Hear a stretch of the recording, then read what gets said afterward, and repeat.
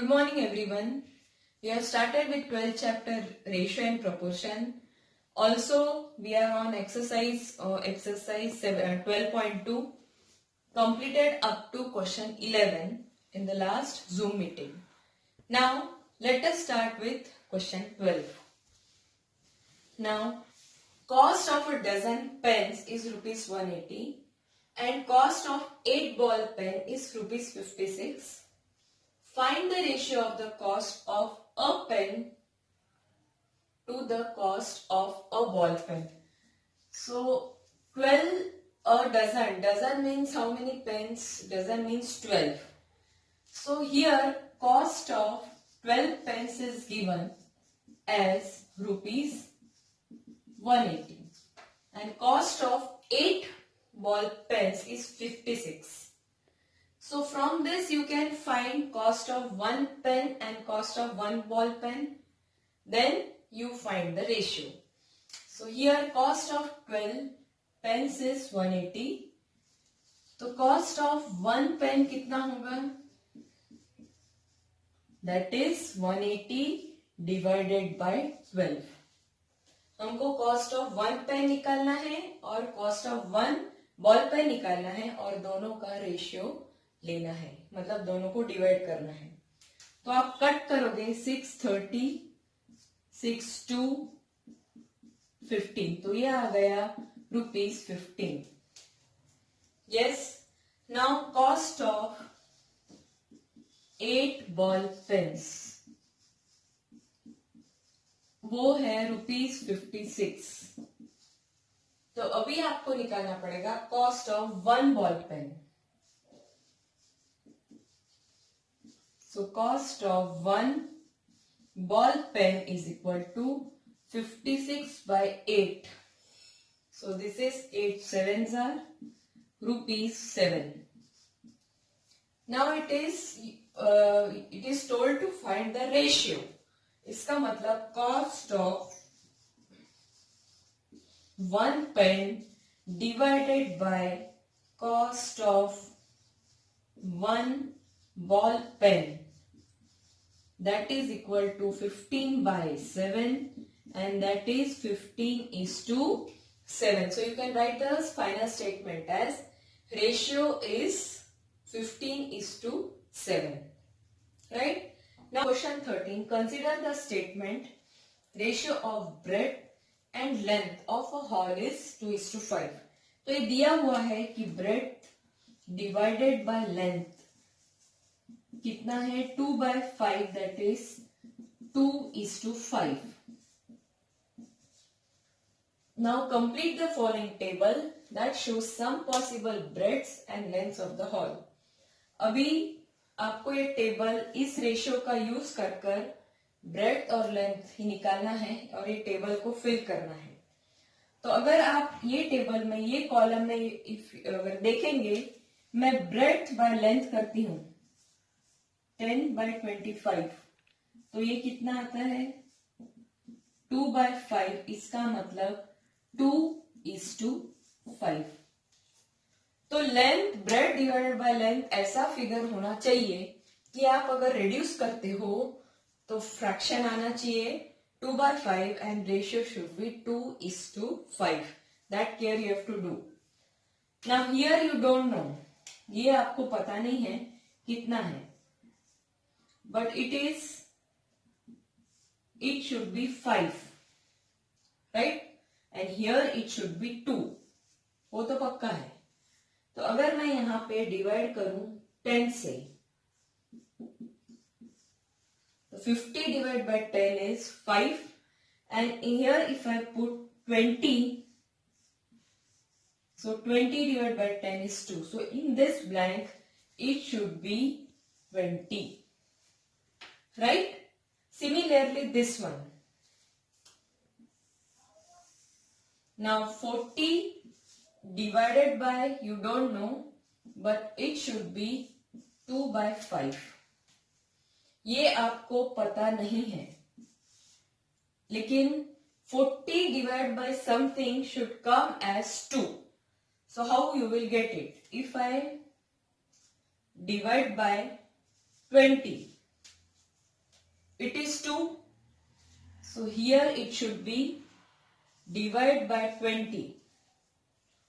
It should come as 5. अगर यहाँ divide कर रहे हो तो नीचे भी करना चाहिए.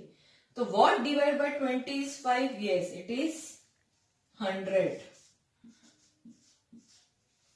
Right? इसका मतलब 40 को अगर डिवाइड बाय 20 कर रहे तो 2 आता है. तो ऊपर डिवाइड कर रहे तो नीचे भी करना पड़ेगा. It is equivalent ratio. तो what divided by 20 is 5? It is 100. You can do it as 5 into 20 is 100. Similarly, 10 into 2 it is 20. So here the answer is 100. Got the thing? तो just check it. 20 by 50 कितना आ रहा है? 2:5 आ रहा है. 40 by 100 कितना आ रहा है? 2:5 आ रहा है. Yes. 0 0 कट करो. ये 2 और 5. So in this way you have to do complete this table. Do it in notebook. Do not do it in textbook. Do it in notebook only. Now is question 2. Divide 20 pence between Sheila and Sangeeta in the ratio 3:2. अभी 20 pen है उसको ऐसे divide करना है कि शीला के पास जितने pen divided by pen with Sangeeta is the ratio is 3:2. अगर रेशियो कोई भी चीज आप डिवाइड कर रहे हो और रेशियो दिया हुआ है, in that case what should be the method? The method should be pen. Now ratio you know is 3:2. How many are number of pens? So number of pens equal to 20. Now pen with Sheila.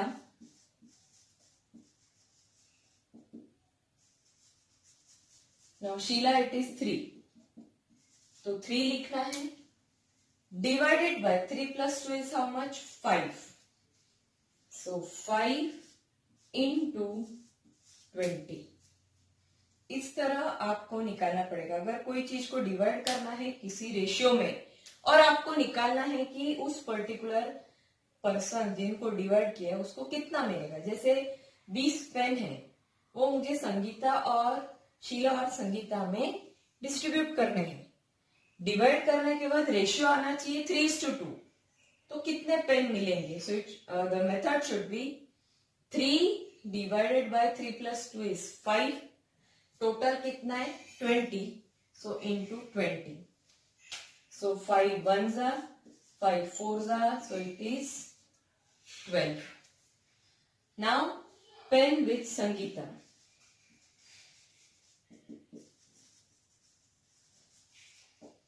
कितना है दूसरा? संगीता का ratio 2/5 into 20. ये आएगा 8. इसका मतलब शीला के पास कितने आएगा? 12 पेन्स होंगे और संगीता के पास कितने होंगे? 8. अगर मैं प्लस करूं 12 plus 8 तो कितना आता है? 20. So in this way you have to do. If ratio is given and you want to divide some quantity, in this way you can get it easily. Question 15. Mother wants to divide rupees 36 between her daughters Shreya and Bhumika in the ratio of their ages. Now in question 14 ratio was given. जैसे हमने divide 20 pens वाला देखा, ratio दिया हुआ था और हमने किसको कितना पेन मिलेगा वो निकाला. इसमें रेशियो दिया नहीं है. So we will look ratio कहाँ दिया वो देखेंगे. It is in the ratio of their ages. मतलब if the age of Shreya is 15 years, age of Bhumika is 12 years, find how much Shreya and Bhumika will get. इसका मतलब if you want to find ratio, so that is age of Shreya divided by age of Bhumika.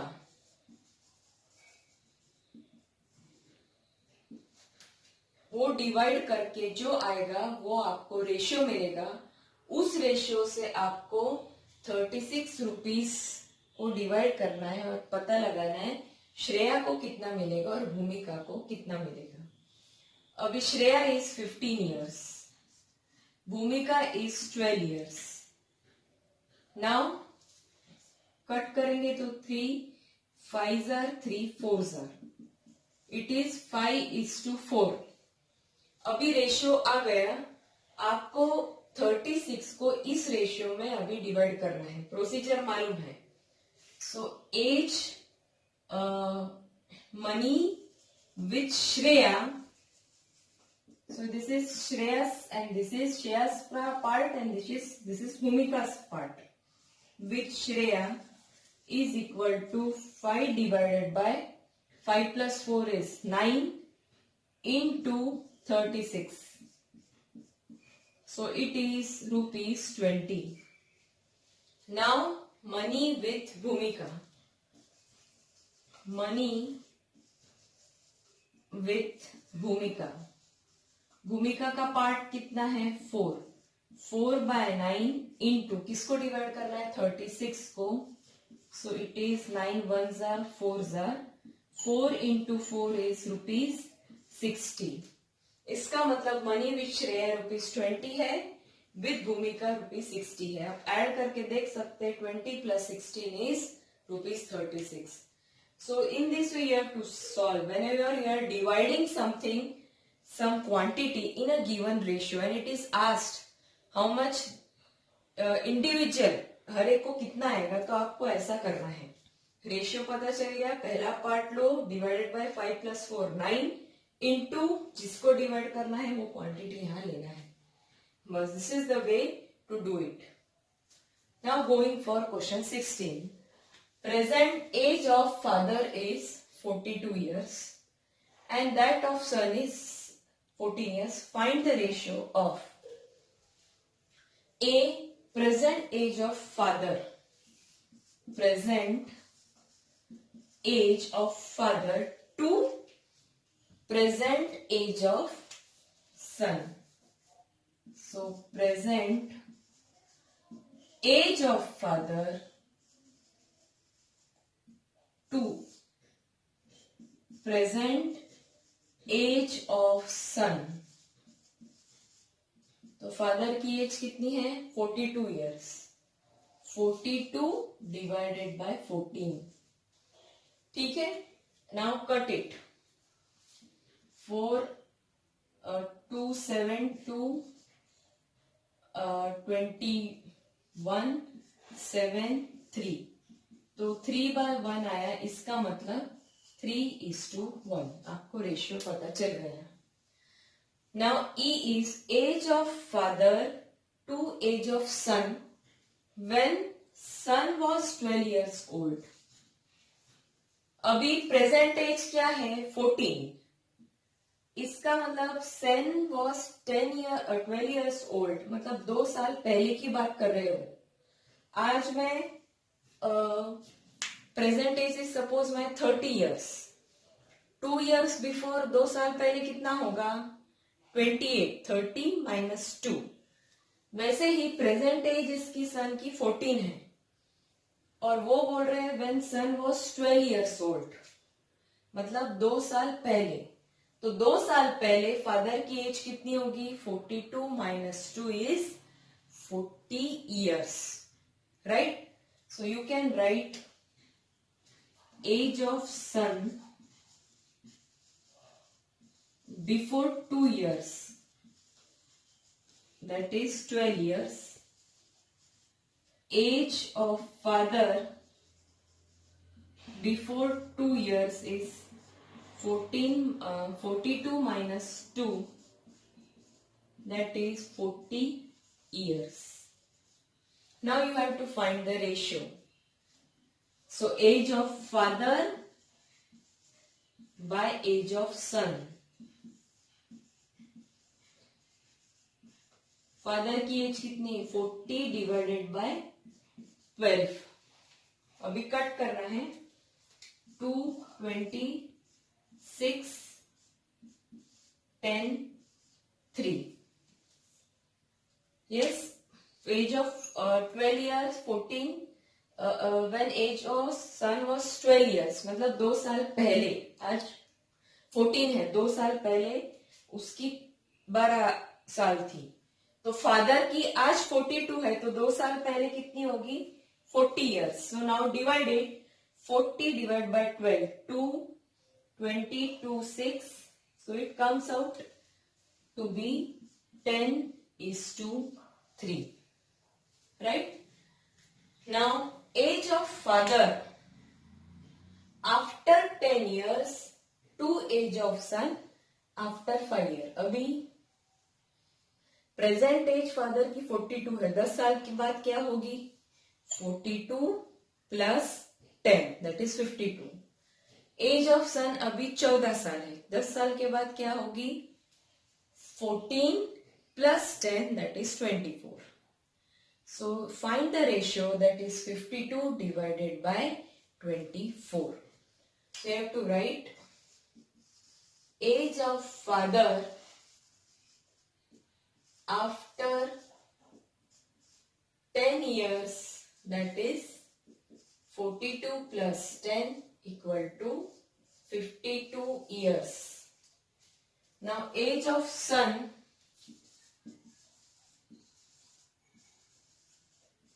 after 10 years, so that is 14 plus 10 equal to 24 years. Now find the ratio. Father to son, so 52 divided by 24, so that is 2, 26, 2, 12, 13, 6. 13 is to 6. This is 13 by 6. That is 13 is to 6. Right? Now age of father to the age of son.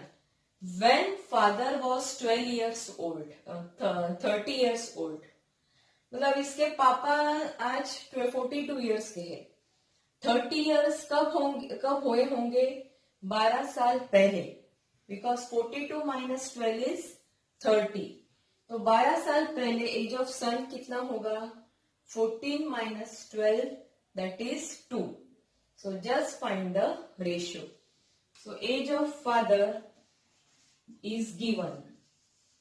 How much it is?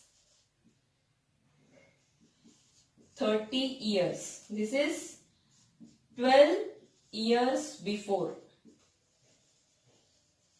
Right?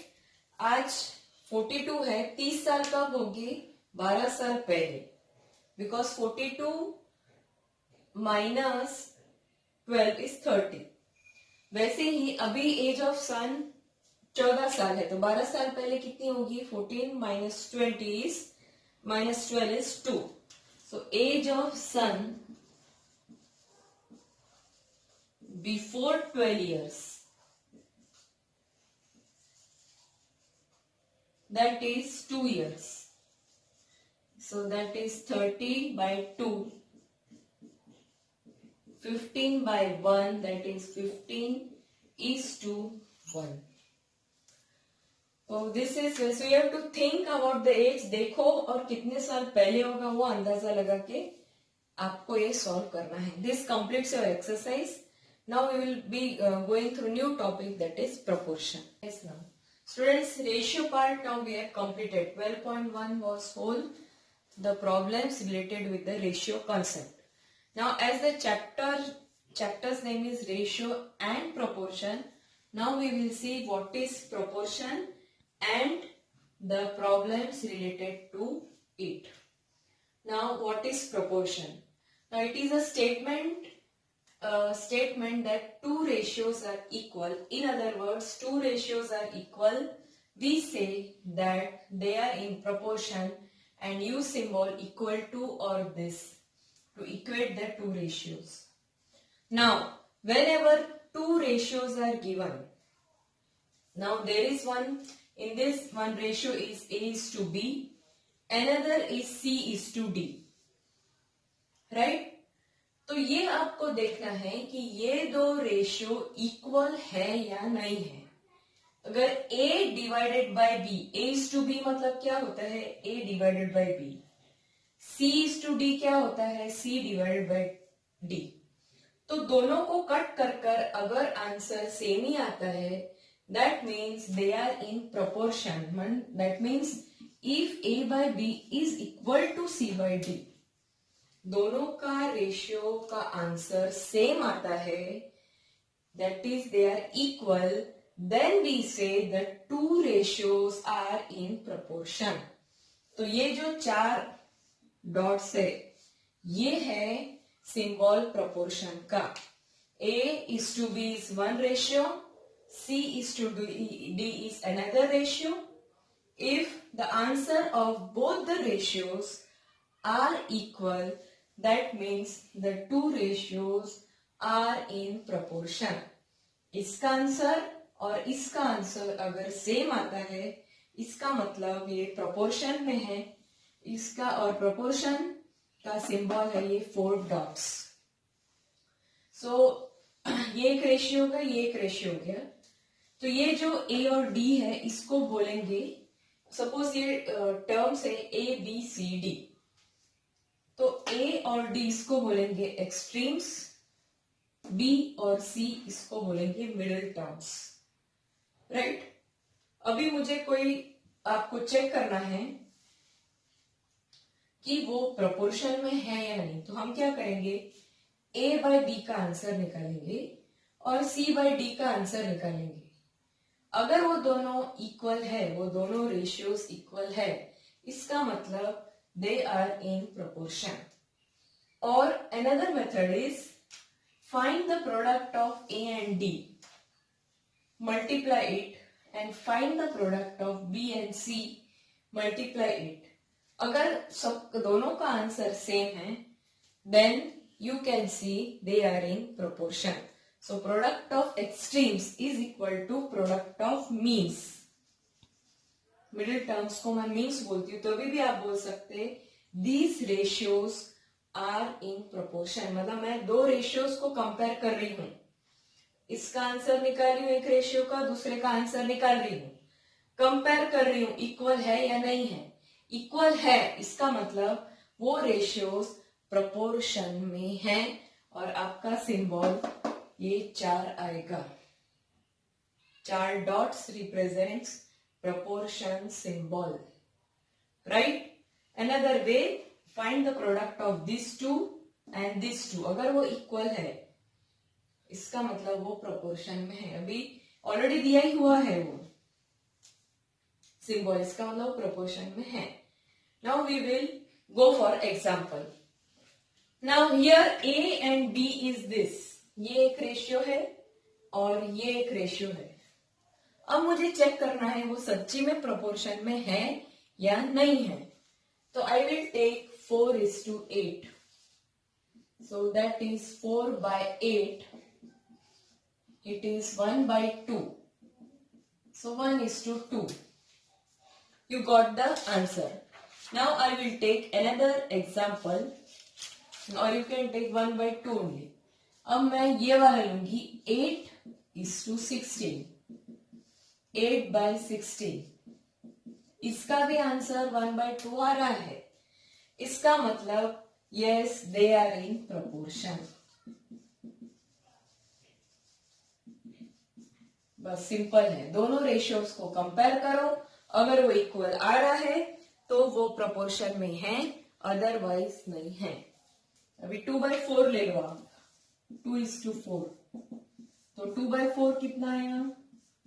अगर simplest term में लाएंगे तो 1/2। 4:8 लो तो कितना आएगा? 1/2। Answer equal है, इसका मतलब yes they are in proportion. मतलब ये दिया हुआ है, हम बस चेक कर रहे हैं ये प्रोपोर्शन में है या नहीं है। अब ये 2:4 है और एक 12:8 है। अब मैं ये दो रेशियो को चेक कर रही हूं। 2/4, 1/2, 12/18, 6 2s are 3s are 2/3, answer इसके सेम है नहीं है, इसका मतलब ये गलत है, they are not in proportion. Easy. So just find the ratio in simplest term, another ratio also in simplest term, check whether they are equal or not. Right? Now you will go for question exercise 12.1. Question 1. Determine if the following are in proportion. अभी ये चार terms दिए हुए हैं, ये a by b है और ये c by d, c to d है. तो हम क्या करेंगे, 15:45 निकालेंगे. 15/45, तो ये 15 के टेबल पे आता है, ये 1/3 आ गया. अभी हम 20:120, तो 20/120 किया, so it is 1/6. So is 1/3 equal to 1/6? No. So no, they are not in proportion. Right? Similarly, take now this 2 and this 2. 33:121. मतलब 33 डिवाइड बाय 121, ये 11 से जाता है, तो ये आएगा 3/11. अभी 9:96, ये 3 से जाता है, 3 3 are 9. यस, 3/32. ये भी इक्वल नहीं है, इसका मतलब no, 3/11 is not equal to 3/32. So answer is no. Now similarly we will go for C1. We will take first two terms, 24:28. So 24/28. 6, 4, okay, 2, 12, 2, 14, 2, 7. So here it is 2/7. 2, 12, 2, 14, 2, 6, 6/7. Then we will take 36:48. So 36 divided by 48, 12 3s are, 12 4s are. So are they equal? No. So 6/7 is not equal to 3/4. So answer is no. अभी मैं ऐसे ही 32:48 लूंगी अभी मैं. तो 32 divide by 48, 2 16, 2 24, 4 4s are, 4 6s are, 2/3, 2 16, 2 24, 4 4s are 6, 2/3. अभी मैं 70/210 लूंगी. सो 70:210, तो ये आएगा 1/3. वो इक्वल है नहीं है, तो again here it will be no. 2/3 not equal to 1/3, तो no, they are not in proportion. Now let us take E1. ये दोनों लूंगी और ये दोनों. सो 4:6, 4/6, तो ये आएगा 2/3. अभी नेक्स्ट है 8/12, 4 2s are, 3s are. ये दोनों आंसर इक्वल है? हाँ है. इसका मतलब yes, they are in proportion. Then again take these two, then these two. 33:44. So 33 it is 11 3 4. Then 75:100. 5 25 20 5 4. 5/4. तो ये दोनों क्या आंसर इक्वल है रेशियो के? नहीं है, तो they are not in proportion. 5 1 minute, 5, 15, 5s are 5, 20, 5, 3s are 4. Yes, the answer is 3 by 4. If you reduce it, it will be 3 by 4. So they are equal, they are in proportion. So you have to just write, you can directly write or that this 3 by 4 is equal to 3 by 4. So yes, they are in proportion. Right? So this completes your question 1. Question 2 and 3 we will discuss in the next Zoom meeting. Okay? So try it, understand it carefully and try to do it by your own. If you have any doubt, please contact me or comment me. Thank you.